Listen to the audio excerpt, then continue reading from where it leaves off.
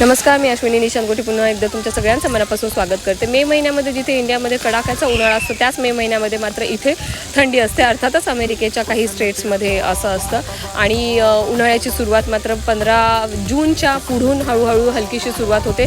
ते सप्टेंबरच्या सुरुवातपर्यंत असते. सप्टेंबरच्या सुरुवातीपासून मग नंतर परत गुलाबी थंडीची जी सुरुवात होत असते ते अगदी नेक्स्ट मेपर्यंत थंडीच असते, विंटरच असतो पूर्ण ते. त्यामुळे जेमतेम 2 ते 3 महिन्याचा जो समर इथे मुलांना भेटतो त्या 2-3 महिन्यासाठीच फक्त हा वॉटर पार्क चालू असतो आणि ह्याला कनेक्टिंग जो प्ले एरिया आहे तो मात्र 12 महिन्यासाठी चालू असतो. आणि डिटेल लहान मुलांच्या पार्कला घेऊन जर व्हिडिओ बघायचा असेल तुम्हाला तर त्याची लिंक मी डिस्क्रिप्शनमध्ये खाली देते.